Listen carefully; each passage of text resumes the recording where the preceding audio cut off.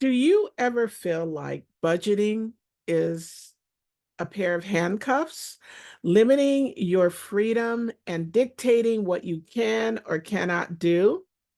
It's a common belief, but what if I told you that a well crafted budget is actually your liberation? Imagine seeing it not as a restriction, but as a roadmap guiding you towards the life of your dreams. By reallocating our perception of budgeting, we unveil its true nature, a powerful tool for growth, enabling us to build a future filled with peace, freedom, and impact. Hello, and welcome to Rise to Your Money Power, where we have honest conversations to empower you around your relationship with money. I'm Pamela Plick, and I'm on a mission to empower women to confidently build wealth from the inside out. I help purpose driven women overcome feeling anxious, stuck, or overwhelmed related to their personal relationship with money so that they can become confident, achieve peace of mind, create financial freedom, and impact. And I do this through my signature programs and services, as well as through events and community. Now, the thought of budgeting often evokes feelings of constraint and scarcity, a misconception that can hold many back from realizing their full potential. However, when approached with the right mindset, budgeting unfolds a vibrant blueprint for growth, a tool not just for managing expenses, but for creating the life that you've always envisioned. Today, we'll discuss how transforming your approach to budgeting can be the first step towards financial freedom, financial empowerment, and the realization of your dreams. Now, the first step to transforming your approach to budgeting is to understand your financial landscape. To navigate towards growth, it's essential to understand where you stand. A budget isn't merely about tracking expenses, it's a reflection of your values and priorities, offering insights into where your money is going and why. The clarity is the foundation upon which you build your dreams. Now, one action step that you can take to understand your financial landscape is to begin by categorizing your spending plan from the past month to see where your money truly goes. So just take a look either through online banking or you can write it out, look at your checks if you still write checks, and take a look at where you spent your money over the past month. This can be really eye-opening because this is your first step towards intentional living. Now, the second step to transforming your approach to budgeting is to set goals that resonate. A budget aligned with your dreams will fuel your motivation and it clarifies your financial objectives. Whether it's saving for a home, your first home, maybe a second home, investing in your business, or making sure that you're set up for a secure retirement, each goal echoes your deepest aspirations, turning budgeting from a chore into a mission. Now, one action step that you can take to set goals that resonate is to write down 3 financial goals that deeply matter to you and integrate them into your budgeting plan. Now, the third step to transforming your approach to budgeting is to prioritize your spending. With your goals in place, budgeting becomes an exercise in really prioritizing what's truly important to you and aligning your spending with your vision for the future. Now, I want to kind of step back a bit and talk a little bit about vision. We when I talk about vision, I always say that our vision is our compass. It guides us to where we want to go. Now, when you create your vision, you're wanting to create your big grand vision. It can be, your vision for the next over the next 5 years, 10 years, 15 years, whatever it might be. I would suggest you write out that big grand vision. And it's not necessarily just related to your finances, but in all areas of your life. Because honestly, money touches every area of our lives. So create that big grand vision. Also, it's important that your vision is aligned with your values. So whatever values are important to you, like for example, financial freedom, if you're watching this show, then probably financial freedom is one of your values. It might be travel. It might be spiritual, relationships, professional, either your career or your business.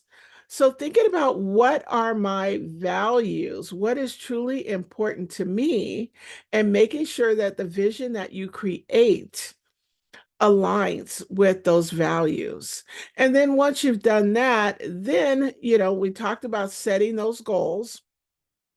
And ideally, you want to have at least have three types of goals. You want to have short, intermediate, and long-term goals. Now, the short-term goal typically is a goal that you can achieve within 1 year, 1 to 2 years or less. And an example might be to increase your your savings by, let's say, $10,000, or increase your savings to include 3 months of essential living expenses. So that's a short-term goal, 1 to 2 years. An intermediate goal might be a goal that you want to achieve in five, maybe 3 to 5 years. Might be maybe to purchase a second home, to start a business, whatever that or purchase. Maybe you're planning another major purchase, like maybe buying a new car or whatever it might be. That would be an example of an intermediate goal. And then the third type of goal is a long-term goal. And that's typically a goal that you are setting for at least 7 years or more.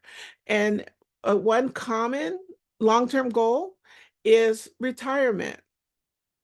So thinking about in 20 years, I want to retire.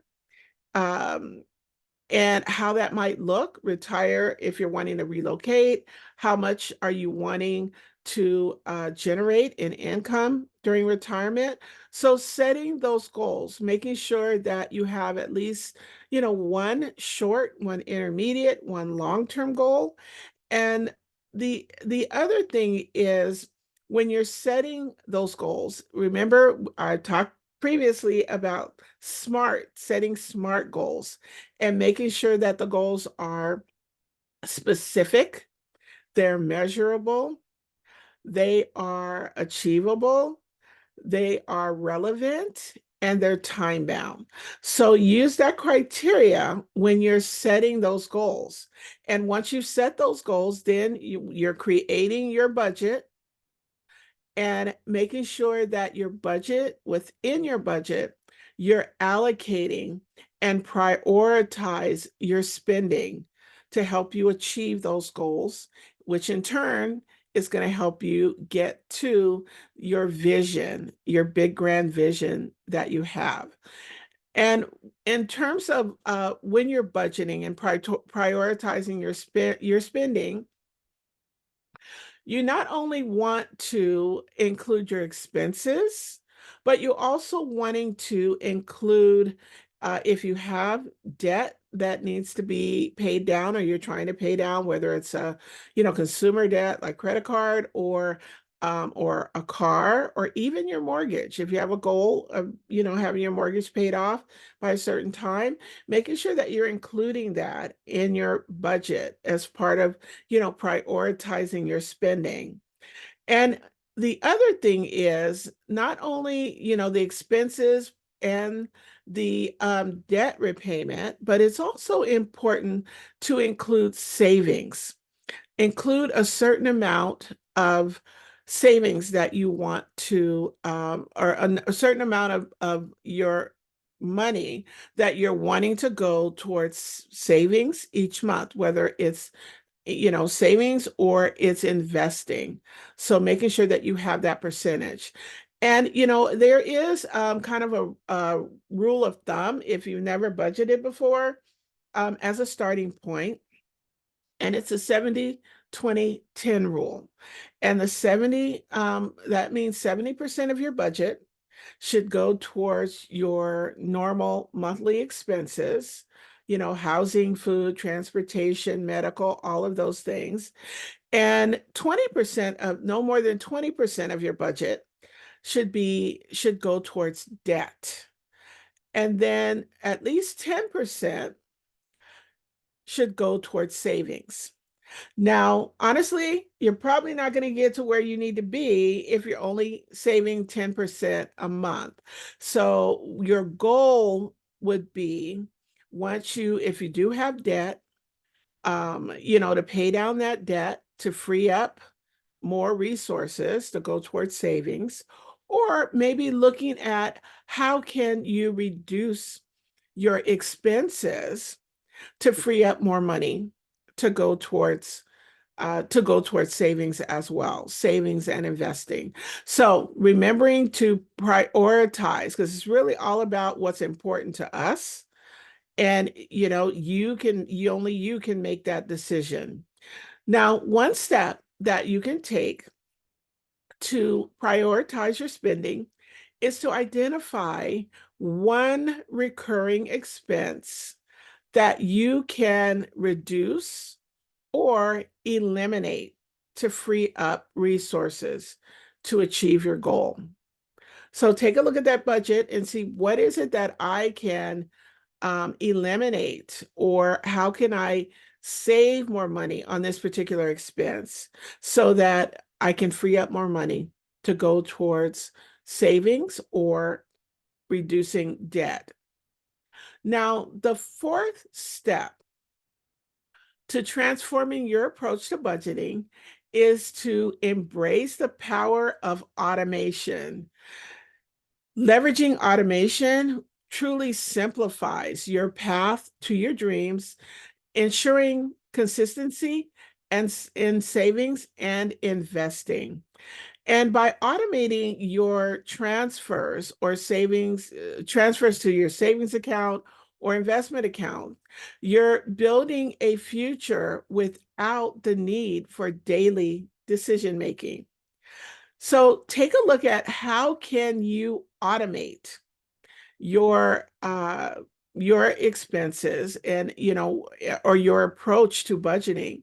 Even budgeting, the process of budgeting itself, you can write out your budget on paper, but there are also usually if you participate in online banking through your bank, there is a cash management tool where you can allocate, you create your budget and put the numbers in online banking. And so as the money comes out of your checking account, it's automatically allocated to the certain categories.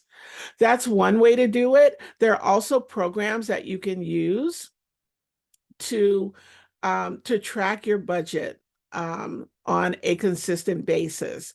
And that's a great way to automate the budget, setting up the budget process and monitoring it, because creating a budget is just that's one step, but the key is to monitor, to make sure that you're staying on track with your budget. So maybe if you've allocated so much for entertainment, for example, for the month, and you have gone over that, then looking at, that's a great time to course correct and say, okay, well, maybe we need to cut back on this. But again, remember, it's all about your priorities.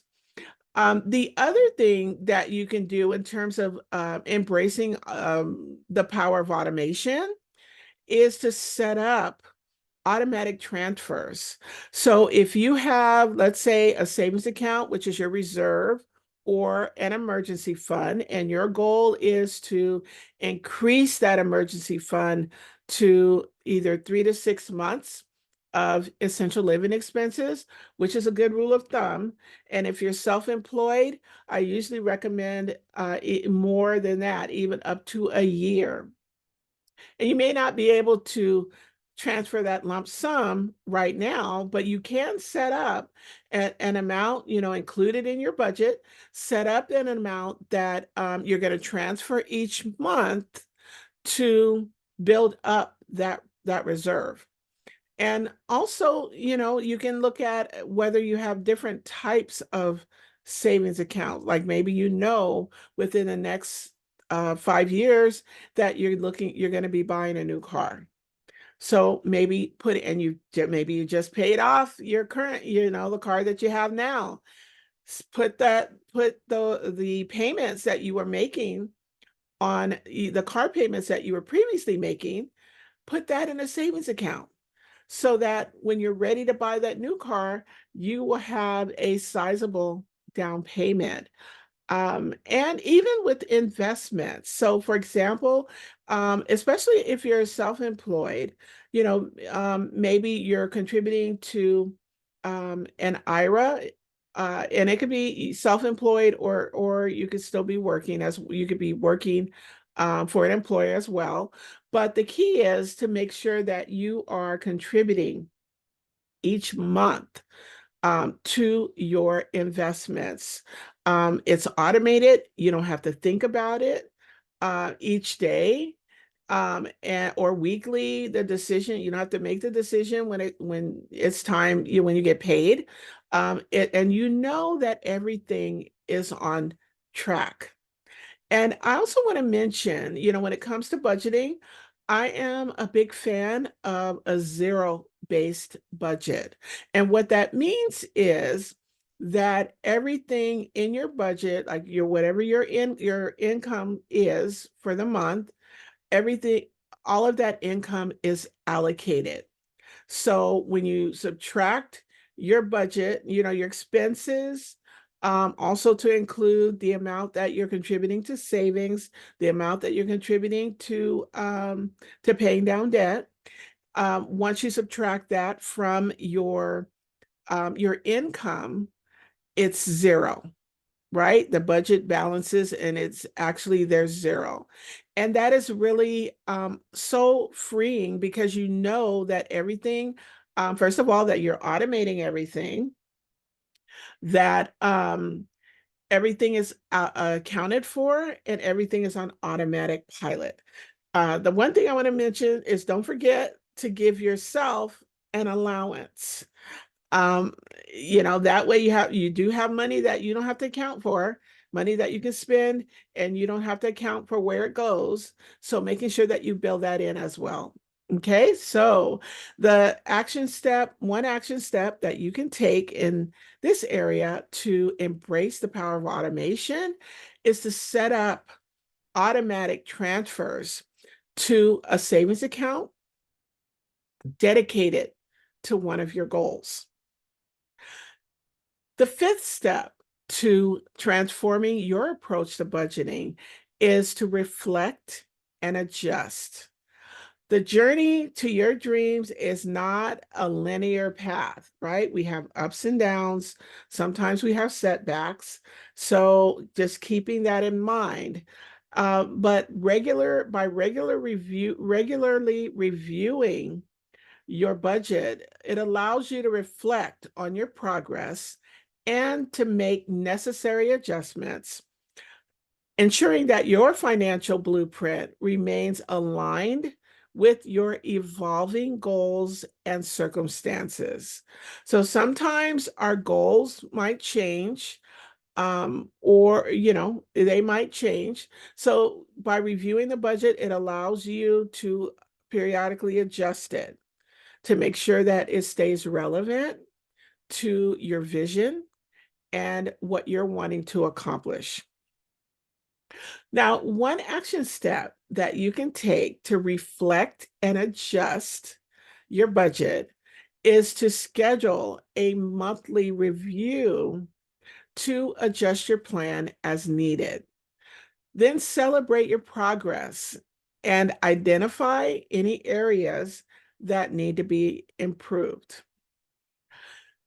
Budgeting, when embraced, is a blueprint for your dreams. It transforms limitation into liberation. It's a journey of self-discovery, aligning your financial habits with your deepest values and aspirations. Now, remember that each step you take is a step closer to the life you envision. And let your budget be the map that guides you to financial empowerment and beyond. Now, let's recap what we covered today. We discussed how transforming your approach to budgeting can be the first step towards financial empowerment and the realization of your dreams. And I gave you 5 steps. Step number 1, understand your financial landscape foundation. Step number 2, set goals that resonate. Step 3, prioritize your spending. Step 4, embrace the power of automation. And step 5, reflect and adjust. Now, what I'd love to have you do at this point is to pull out your journal or piece of paper, and I want you to ask yourself these 3 questions and reflect on these 3 questions, and to look at what is your current relationship with money. And this will help you to gain clarity and to motivate yourself into action.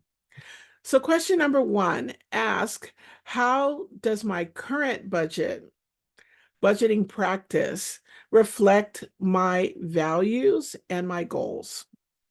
Question 2, ask, how has automation helped or hindered my progress towards achieving my financial goals? And then lastly, what adjustments do I need to make my budget better support my growth and my dreams? Now, I have a special invitation for you. If you're ready to take the first step towards financial empowerment and success, then I'd love for you to join me for a powerful money power breakthrough call to unlock the key to transforming your relationship with money.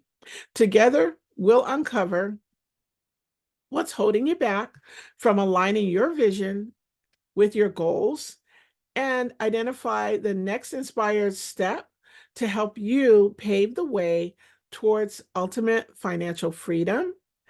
And so I don't want you to miss this opportunity to create a brighter future for yourself and your business. So to apply, And to learn more and apply, just go to pamelaplick.com/thank you. That's pamelaplick.com/thank you. And once you've booked your Money Power Breakthrough call, then check out my other tools and resources that are available to you to help you to unlock your financial freedom and set yourself up for long-term success. Now, in closing, I'd like to leave you with this final thought. Budgeting is not about limiting your life. It's about expanding your possibilities. Thank you so much for spending this time with me today. And until next time, remember, you can rise to your money power.